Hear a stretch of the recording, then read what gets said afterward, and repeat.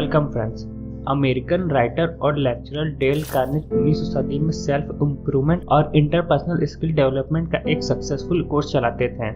ज़्यादा से ज़्यादा लोगों तक इस कोर्स और स्किल को पहुंचाने के लिए उन्होंने 1936 में एक बुक लिखी, how to win friend and influence people, जो कि अपने 80 साल पूरे हो जाने के बाद आज भी लोगों के द्वारा पसंद किया जाता है। कम्युनिकेशन स्किल को सीखने के लिए ये बुक काफ़ी अच्छी है। डेल कार्नेगी की सिंपल इंग्लिश राइटिंग स्किल और ढेर सारी स्टोरीज इस बुक को यूजर को समझने और डेली लाइफ में इस टेक्निक को यूज करने के लिए और आसान बनाती है। इस बुक में डेल कार्नेगी ने 6 सिंपल स्टेप मेथड बताए हैं जिससे आप अपने आसपास के लोगों को अपना फ्रेंड और उनके पसंदीदा बन सकते हैं। आपका एक्शन आपके शब्दों से ज़्यादा लोगों पर इम्पैक्ट डालता है। जब आप किसी से मिलते हैं और उसे स्माइल देते हैं तो आपकी स्माइल उसे बताती है कि मैं तुम्हें पसंद करता हूँ, तुमसे मिलकर और देखकर मुझे खुशी होती है। डेल कार्नेगी अपने बुक में एक किस्सा सुनाते हैं। डॉक्टर का वेटिंग रूम क्लाइंट से भरा पड़ा था। सब उदास मन से बिना एक दूसरे से बात किए हुए अपना टाइम वेस्ट कर रहे थे।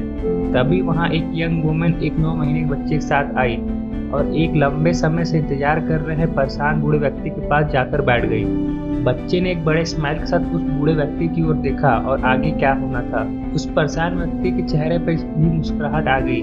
आगे उस व्यक्ति ने उस महिला से उसके बच्चे और अपने ग्रैंड चिल्ड्रन के बारे में बातें शुरू की और धीरे धीरे उस वेटिंग रूम के सभी लोग बातों में उनसे जुड़ने लगे।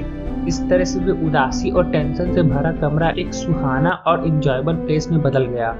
और ये सब हुआ बस एक स्माइल के बदौलत।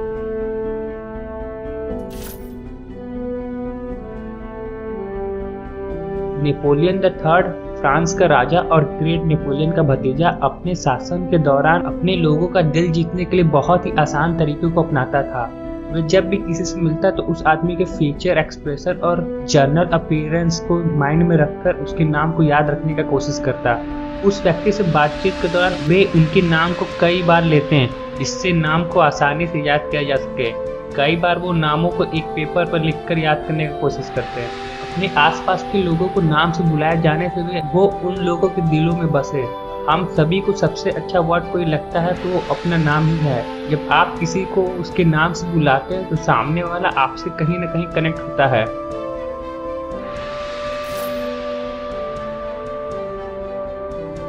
डेल कार्नेगी अपना एक किस्सा सुनाते हैं। एक शाम डिनर पार्टी में मैं एक बॉटनिस्ट से मिला। मैंने कभी किसी बॉटनिस्ट से इससे पहले बात नहीं की थी। मैं अपने चेयर के एज पर बैठकर बस उसके बातों को सुनता रहा। उन्होंने कई अनोखे प्लांट्स और इंडोर गार्डन के बारे में बताया। डेल कार्नेगी ने घंटों तक उनकी बातों को पूरे इंटरेस्ट से सुना। फिर रात में जाने के वक्त उस बॉटनिस्ट ने पार्टी के होस्ट से मेरी बहुत तारीफ की और कहा कि मैं बहुत दिलचस्प बात करने वाला हूँ, जबकि हकीकत में मैं मुश्किल से ही कुछ बोला हूँगा। मुझे ना ही बॉटनी के बारे में ज़्यादा पता है। सारा टाइम मैं बस उनकी बातों को ही सुनता रहा, बिना टॉपिक को चेंज किए। बस मैं इंटरेस्ट के साथ उनकी बातें सुनता रहा। ऑथर आगे कहते हैं कि कोई भी व्यक्ति आपकी बातों और प्रॉब्लम को सुनने की जगह अपनी बातों और प्रॉब्लम को डिस्कस करने के लिए 100 टाइम ज़्यादा इंटरेस्टेड होता है। किसी दूसरे देश में कितने लोग मारे जा रहे हैं उसकी जगह लोग अपने दांतों के दर्द के बारे में बात करना ज़्यादा पसंद करते हैं।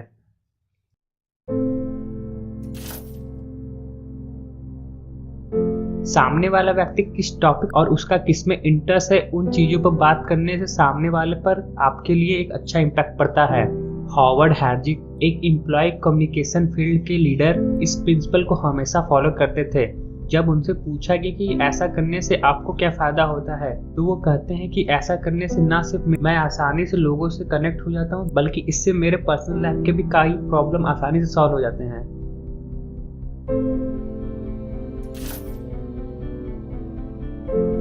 एक टीचर बताती है कि उनका एक स्टूडेंट था क्रिस एक शांत और शर्मीला लड़का था। उसमें आत्मविश्वास की बहुत कमी थी। उसे बाकियों से वो अटेंशन नहीं मिलता था जो वो डिजर्व करता था। टीचर सेल्फ इम्प्रूवमेंट का एक एडवांस क्लास चलाती थी। क्रिस को इम्पोर्टेंट फील कराने के लिए टीचर ने क्रिस को एडवांस क्लास ज्वाइन करने के लिए कहा। ऐसा सुन क्रिस के इमोशन और एक्सप्रेशन को देखकर टीचर की भी आंखें भर आई।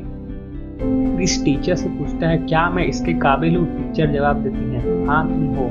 इससे उस शर्मीले बच्चे में कॉन्फिडेंस आया और उसके अंदर टीचर के लिए एक खास जगह हो गई।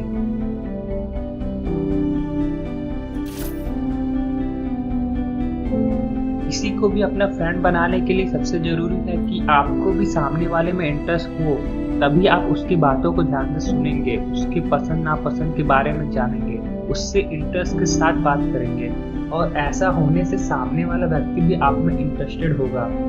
ये 6 सिंपल स्टेप और मेथड आपको मदद करेंगे लोगों का दिल जीतने में, उनके फ्रेंड बनने में, और इससे आपका कम्युनिकेशन स्किल भी काफ़ी डेवलप होगा।